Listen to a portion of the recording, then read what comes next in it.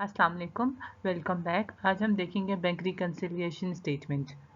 Bank reconciliation start करने से पहले उसके कुछ की टर्म्स हैं जिसे समझना ज़रूरी है। बैंक रिकन्सिलिएशन स्टेटमेंट एक ऐसी स्टेटमेंट सेट ऑफ स्टेटमेंट्स को कहते हैं जिसमें हमने कंपेयर किया गया होता है बैंक स्टेटमेंट जो हमें हर महीना बैंक प्रोवाइड करती है उस स्टेटमेंट को और कंपनी की कैश बुक को कंपेयर करने के बाद जो एरर्स आते हैं जो किसी भी रीज़न से हो सकते हैं। फॉर एग्जांपल हमने ट्रांजेक्शन की थी वो बैंकिंग आवर्स के बाद थी, अभी वो ट्रांजेक्शन्स बैंक तक नहीं पहुंची जो कि बैंकिंग प्रोसेस में है, या बैंक ने हमें रेगुलर बैंक चार्जेस कर लिए थे और हमने अपने रिकॉर्ड में मेंटेन नहीं किए थे, उनको एंटर नहीं किया गया था।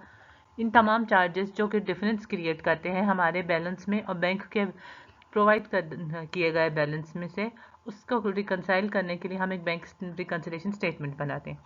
अपडेटेड कैश बुक हम उस चीज़ को कहते हैं कि अगर हम अपनी कैश बुक को अपडेट कर लें, यानी वो ट्रांजेक्शन्स जो बैंक स्टेटमेंट्स ने अपने पास रिकॉर्ड की गई थी और हमने नहीं की थी उनको हम अपने पास ऐड कर लें, तो उस चीज़ को हम अपडेटेड कैश बुक कहते हैं। यानी उस कैश बुक के बैलेंस को जो हम अपडेट कर रहे होते हैं उसको हम अपडेटेड कैश बुक कहते हैं। डायरेक्ट डेबिट, समटाइम्स हम यहाँ से बैंक सर्विसेज प्रोवाइड कर रहे होते हैं कि किसी भी कस्म से एक थर्ड पार्टी को रेगुलर बेसिस पे अमाउंट दी जाती है, तो उसे हम डायरेक्ट डेबिट कह सकते हैं। फॉर एग्जांपल इलेक्ट्रिसिटी के बिल्स हैं, गैस के बिल्स हैं, उनको पे करने के लिए एक सेट ऑफ स्टेटमेंट हम साइन करके दे देते हैं जो हमारा बैंक डायरेक्टली इन कंपनीज को पे कर देता है, वो डायरेक्ट डेबिट कहलाते हैं। स्टैंडिंग ऑर्डर हमारे पास एक फिक्स्ड अमाउंट की पेमेंट है जो हम हर महीने या एक स्पेसिफिक टाइम पीरियड के बाद दी जा रही होती है, तो हम उसे स्टैंडिंग ऑर्डर कहते हैं। फॉर एग्जांपल आप रेंट के लिए आप बैंक के साथ तय कर दें कि इस स्पेसिफिक अमाउंट का रेंट हर मंथ में आपके लैंडलॉर्ड को दिया जाए, तो वो हम इसको स्टैंडिंग ऑर्डर कहते हैं। डिसऑनर्ड चेक्स उन चेक्स को कहते हैं, दो तरह के चेक्स होते हैं, ऑनर्ड चेक और डिसऑनर्ड चेक। ऑनर्ड चेक वो तमाम चेक्स होते हैं जो बैंक इजीली पेई को पे कर दे, वो हमारे पास ऑनर्ड चेक कहलवाते हैं। डिसऑनर्ड चेक वो होते हैं जब बैंक रिफ्यूज़ टू पे कर दे अपने पेई को। वो रीज़न ये अभी हो सकती है कि बैंक उस अकाउंट में स्पेसिफिक बैलेंस नहीं है, वो चेक में कोई इशू था तो इसलिए बैंक ने पे नहीं किया, तो वो डिसऑनर्ड चेक कहलाता है। अनप्रेजेंटेड चेक हम उन तमाम आउटस्टैंडिंग चेक्स को कहते हैं, या वो आउटस्टैंडिंग चेक्स होते हैं जिसमें बैंक ने अभी तक पे नहीं किया गया, वो आउटस्टैंडिंग चेक कहलाते हैं। लॉजमेंट्स येट नॉट क्रेडिटेड, आप उस चीज़ को कहते हैं कि डिपॉजिटर्स ने चेक चेक सबमिट करवा दिया है बट बैंक ने अभी तक इसको प्रोसेस नहीं किया, यानी कि बैंक ने अब तक हमारे स्टेटमेंट में इसको एडजस्टमेंट नहीं की गई, लेकिन हम कस्टमर ने या बिजनेस के पर्सन ने उसमें ऑलरेडी अपनी रिकॉर्डिंग में ऐड कर लिया है। क्लियरिंग आपका वो टाइम पीरियड को कहलाता है जिसमें बैंक यूज़ करता है अपनी प्रोसेस करने के लिए, अपने चेक्स को किसी किस्म के भी ट्रांसफरिंग के लिए या व्हाट्सएवर जो बैंकिंग प्रोसेस का नाम कहते हैं वो हमारे पास क्लियरिंग के नाम को कहा जाता है। ये हमारे पास बैंक रिकन्सिलिएशन की एग्जांपल है जिसमें बेसिक हमें दो चीज़ें चाहिए होती हैं, एक कैश बुक जो किसी कंपनी ने अपने रिकॉर्ड के लिए तमाम अपनी ट्रांजेक्शन्स जो बैंक से के थ्रू की गई थी उसको शो करता है, और सेकेंडली बैंक स्टेटमेंट्स जो बैंक ने प्रोवाइड की होती है उस स्पेसिफिक टाइम ड्यूरेशन के लिए। हमें सबसे पहले ये वेरीफाई करना होता है कि कौन सी ट्रांजेक्शन्स हमारे रिकॉर्ड में भी मौजूद हैं और बैंक में भी मौजूद हैं। हम सबसे पहले उसको देख लेते हैं। यहाँ पर हम देख सकते हैं कि सी मॉर्गन हमारे पास एग्जिस्ट करती हैं जिसकी अमाउंट 110 है। हमारे पास क्रेडिट साइड के जितने भी आइटम्स होते हैं वो बैंक अपने विड्रॉल्स में रिकॉर्ड कर रहा होता है, और हमारे डेबिट साइड के आइटम्स हमारी डिपॉजिट्स में रिकॉर्ड कर रहा होता है। यहाँ हम देख सकते हैं कि 16 आर लूम्स की ट्रांजेक्शन्स भी हमारे पास वेरीफाई हो रही है, 160 की, सेकेंड MC कैथरी की, देन वी CC रेट्स भी 180 अमाउंट के साथ विड्रॉल पर हैं, और आर जॉनसन के 90 की अमाउंट भी हमारे पास वेरीफाई हो रही है। अब हमारे पास जो अमाउंट नहीं आ रही है वो जे सोमस की 470 की अमाउंट है और एम पैक की 200 है। ये दो अमाउंट जो ब्लू से हाईलाइटेड हैं, ये अमाउंट हमारे पास बैलेंस कैश बुक में तो मौजूद है इनका बैलेंस, लेकिन हमारे पास बैंक स्टेटमेंट में नहीं है, और हमारा बैंक बैलेंस हमारे पास शो होता है 330, और हमारा रिकॉर्ड के मुताबिक कैश बुक का बैलेंस है 600। अब हमारा एम ये है कि ये दोनों बैलेंसेस सेम हो जाएं। इसके लिए हमने सबसे पहले आपको बताया कि हमने आइडेंटिफाई कराया कौन कौन से, वो हमें पता चल गया कि हमारे पास कौन सी है, जिसमें हमने देखा कि एम पैक 200 है जो check paid by M pack को 30 जनवरी को किया गया था, बट बैंक ने इसे अभी तक कलेक्शन के लिए नहीं रिकॉर्ड किया गया। सेकेंडली हमारे पास कैश बुक में निकोलिक जो आती थी वो 470 की चेक्स हैं जो जे सोमस का बैलेंस है। इसी तरह से ये बैंक लॉजमेंट है जो कि अभी स्टिल क्रेडिट नहीं हुआ, यानी बैंक ने बस डिपॉजिट विद इन डेट है बट बैंक ने स्टिल अब तक रिसीव सोमस बैंक से रिसीव नहीं किया है। हमने इन दोनों का बैलेंस करना है, यानी 600 जो कैश बुक का बैलेंस है इसको हमने वेरीफाई रिकनसाइल करना है बैंक बैलेंस के अकॉर्डिंगली। हमारा कैश बुक का बैलेंस 600 आ रहा है और बैंक स्टेटमेंट के अकॉर्डिंगली हमारे पास 330 है। हम इन दोनों को रिकनसाइल करना होता है, जैसे अभी प्रीवियसली हमने बात की। इसको प्रिपेयर करने के लिए स्टेटमेंट को हमारे पास दो मेथड होते हैं, आइदर हम बैंक स्टेटमेंट के बैलेंस से स्टार्ट करें और हम उसको अकॉर्डिंगली ट्रांजेक्शन्स को रिकॉर्ड करें, ऐड सब्ट्रैक्ट करके उसे हम कैश बुक के बैलेंस के पास लेकर आएँ, या दूसरा मेथड हमारे पास होता है कि हम कैश बुक का बैलेंस लें और उसको हम अप्लाई करें अपने बैंक बैलेंस के अकॉर्डिंगली, उसमें चीज़ें ऐड और सब्ट्रैक्ट करके रिकनसाइल करें। हम अपनी सेकंड अप्रोच करेंगे, यानी हम कैश बुक का बैलेंस लेके उसे बैंक स्टेटमेंट के बैलेंस के अकॉर्डिंगली ट्रीट करेंगे। यहाँ पर हमने सबसे पहले अपने आइडेंटिफाई कर लिया कि हमें क्या क्या चीज़ें चाहिए थी, यानी हम स्टार्ट करेंगे बैलेंस पर कैश बुक में और ऐड करेंगे अनप्रेजेंटेड चेक को और सब्ट्रैक्ट कर देंगे बैंक लॉजमेंट को। अब हम यहाँ पे देख सकते हैं कि हमने सबसे पहले बैंक के बैलेंस से स्टार्ट किया जो कि 600 मौजूद था, उसमें हमने अनप्रेजेंटेड चेक को ऐड कर लिया 200 और हमने माइनस कर लिया है 470 की अमाउंट के साथ। तो हमारे पास बिल्कुल एग्जैक्टली वही बैलेंस आ गया जो हमारे पास रिकॉर्ड में था हमारे बैंक ट्रांजेक्शन्स के बैंक स्टेटमेंट के अकॉर्डिंगली। इसका बेसिक प्रोसेस इसी तरह से रहता है कि बनाने का तरीकाकार कि हम सबसे पहले बिजनेस का नेम लिख रहे हैं जिस कंपनी के लिए बना रहे हैं। Bank reconciliation statement identify heading लिखाई जाती है ताकि हमें ये पता चले कि हम इस वक्त क्या ट्रांजेक्शन कर रहे हैं और हम जो डेट मौजूदा डेट है यानी जिस डेट के लिए बन रहा है, जिस टाइम ड्यूरेशन के लिए, हम वो डेट मेंशन किए जाती हैं। समटाइम्स हमारे पास इस तरह की भी सिचुएशन आती है कि हमारी कैश बुक में भी कुछ ट्रांजेक्शन्स होती हैं जो बैंक स्टेटमेंट में मौजूद नहीं होती और कुछ बैंक स्टेटमेंट में ट्रांजेक्शन होती हैं जो कैश बुक में रिकॉर्ड नहीं होती। इनके लिए हमारे पास दो मेथड होते हैं। नंबर वन कि हम डायरेक्टली रिकनसाइल स्टेटमेंट बनाएं, दोनों को अपडेट कंबाइनली वहाँ पर एडजस्टमेंट्स के साथ ट्रीट करें, या फिर हम अपनी कैश बुक को पहले अपडेट कर लें और उसके बाद हम बैंक की ही प्रीवियसली जैसे हमने सिर्फ बैंक में ट्रांजेक्शन्स मौजूद थी और हमारे रिकॉर्ड में नहीं थी उनके साथ एक बैंक रिकनसाइल स्टेटमेंट बनाएं। हम दोनों तरीके देखेंगे। सबसे पहले सेकंड एग्जांपल में उसी तरह से हम सबसे वेरीफाई करेंगे कि हमारे पास कौन सी ट्रांजेक्शन्स एग्जिस्ट कर रही हैं और कौन सी ट्रांजेक्शन्स एग्जिस्ट नहीं कर रही हैं, यानी हम उनको मैच करेंगे अपने ट्रांजेक्शन्स को। हमने सबसे पहले मैचअप करने के लिए हमने अपने बैलेंस को देख लिया, बैलेंस 160 दोनों में बिल्कुल एग्जैक्टली एग्जिस्ट कर रहा है। सेकेंड हमारे पास आ जाता है VO कॉर्नर जो ये भी हमारे पास वेरीफाई कर रहा है 115 के अमाउंट के साथ। नेक्स्ट हमारे पास हम देख लेते हैं रिट्रायल है, डेबिट साइड के अमाउंट ये भी हमारे विड्रॉल्स पर है।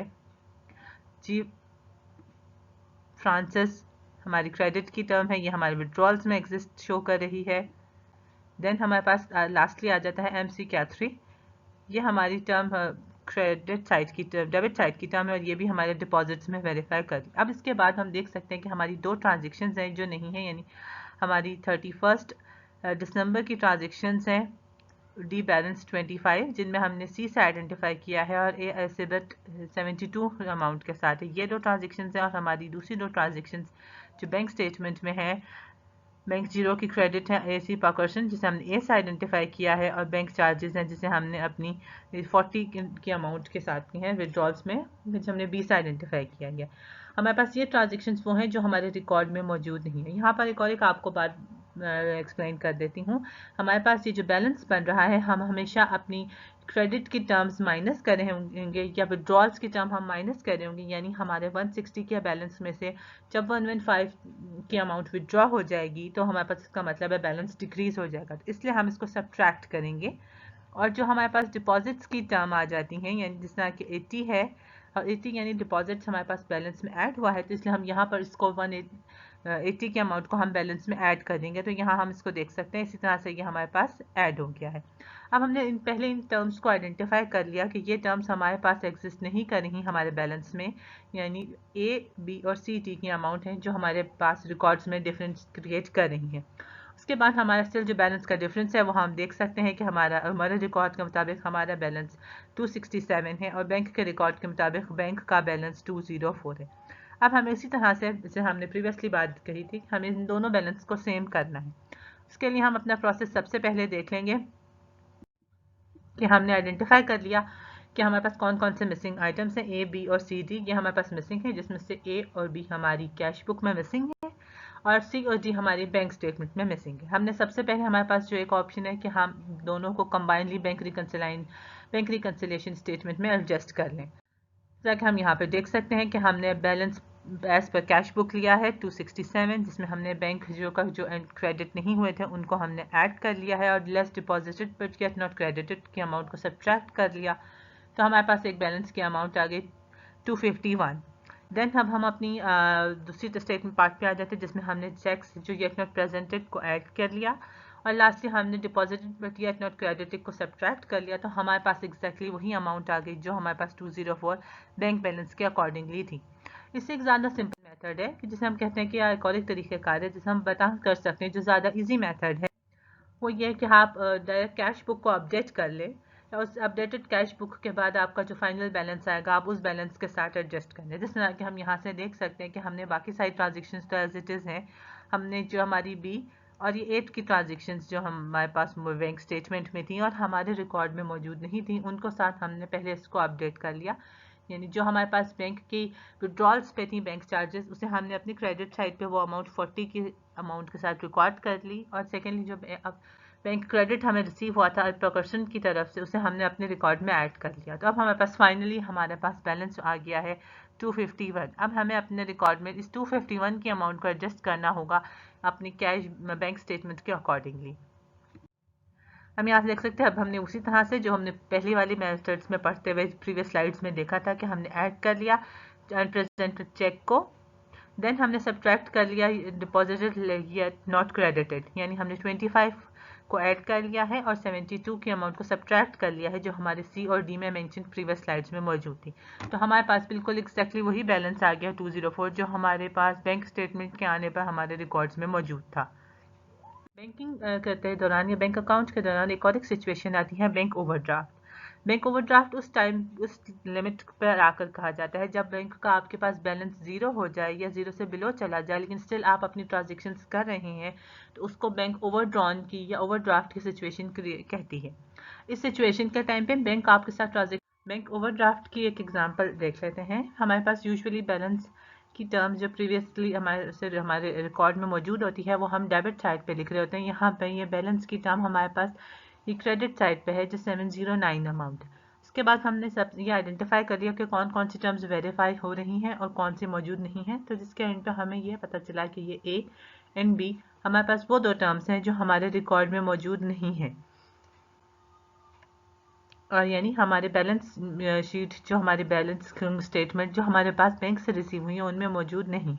तो अब हम इससे आइडेंटिफाई करके बना लेंगे। यहाँ पर एक और एक डिफरेंस है जो हमारे प्रीवियसली यानी रेगुलर बैंक स्टेटमेंट में मौजूद होती हैं, उनसे डिफरेंस ये है कि यहाँ पर हमारे पास जितनी भी क्रेडिट साइड पे या जितनी भी हमारे पास विड्रॉल्स की अमाउंट होंगी वो हमारे पास बैलेंस में ऐड हो जाएंगी और जितनी भी डिपॉजिट्स की टर्म होंगी वो हमारे पास ऐड होती सब्ट्रैक्ट होती जाएंगी।